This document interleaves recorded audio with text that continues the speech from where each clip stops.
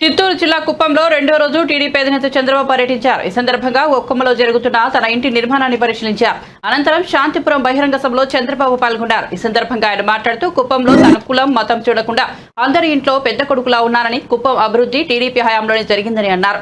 కుప్పం ప్రాంతానికి వైసీపీ అధికారంలోకి వచ్చాక ఏం చేసిందో చెప్పాలని చంద్రబాబు డిమాండ్ చేశారు. టీడీపీ మళ్లీ అధికారంలోకి వచ్చి ఉంటే హంద్రీనీవాకు నీళ్లు వచ్చేవని అన్నారు. వీకోట వరకు హంద్రీనీవా నీళ్లు అందించిన ఘనత టీడీపీదేనని స్పష్టం చేశారు. హంద్రీనీవా ప్రాజెక్టును తాను 87% పూర్తి చేస్తే మిగతా 13% కూడా పూర్తి చేయలేని దద్దమ్మ పార్టీ వైసీపీ అని చంద్రబాబు విమర్శించారు. అందుకే తెలుగుదేశం పార్టీ సైకిల్కి తిరిగే లేదు. ఏడు ఎక్కడన్నా భారతదేశంలో ఉందంటే అది కుప్పం నియోజకవర్గం ఒకటే. ఇంకొక విషయం కూడా మీరు గుర్తుపెట్టుకోవాలి. తెలుగు జాతికి ప్రయోగశాల ఈ కుప్పం. ఎందుకు నేను ఈ మాట వాడుతున్నానంటే, రాష్ట్రంలో ఏ పని చెయ్యాలన్నా ఆ స్ఫూర్తినిచ్చే ప్రజానీకం ఉండే నియోజకవర్గం ఈ కుప్పం. ఇక్కడి నుంచే ప్రారంభించాం. ప్రజల వద్దకు పాలన గాని, జన్మభూమి గాని, ఒక వెనుకబడిన నియోజకవర్గాన్ని అభివృద్ధి చేయడం గాని నాకు స్ఫూర్తినిచ్చిన స్ఫూర్తి ప్రదాతలు మీరేనని చెప్పి మరొక్కసారి మీకు తెలియజేస్తున్నా. మొత్తం నియోజకవర్గం అంతా కూడా తెలుగుదేశం పార్టీకి కంచుకోట అయి ముందుకు పోతా ఉంటే, శాంతిపురం అభివృద్ధిలో మీరందరికంటే తెలివిగా ముందుకు పోతున్నారు. దానికి కూడా గర్వపడుతున్నా. అందుకనే మీరు ఒకసారి చూస్తే, నేను మొట్టమొదటిసారిగా 25 ఏళ్లకు మునుపు ఇజ్రాయెల్ టెక్నాలజీ చందిగానిపల్లిలో పెట్టామంటే అది తెలుగుదేశం పార్టీ దూరదృష్టి అని చెప్పి నేను మీకు తెలియజేస్తున్నా.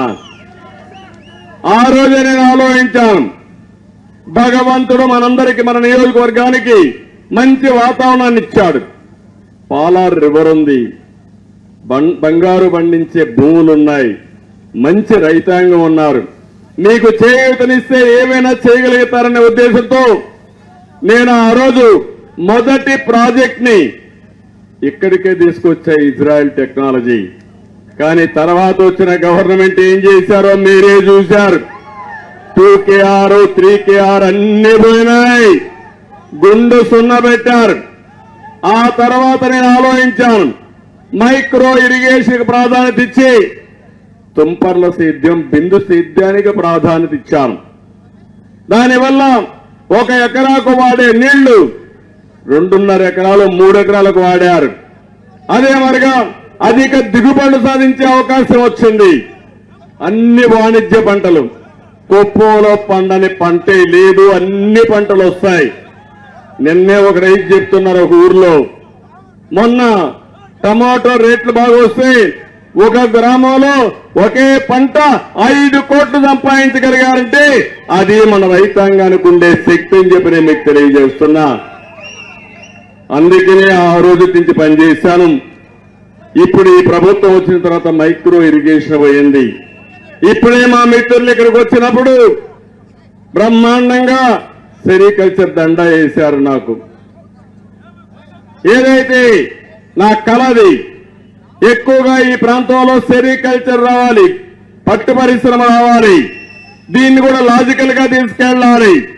దీనికి రీలింగ్ కూడా యూనిట్ పెట్టి లీఫ్ టు క్లాత్ అనే ప్రోగ్రాము ప్రారంభించింది తెలుగుదేశం పార్టీ. మధ్యలో చెడగొట్టింది వీళ్లు. మళ్లీ అది నేను చేస్తా.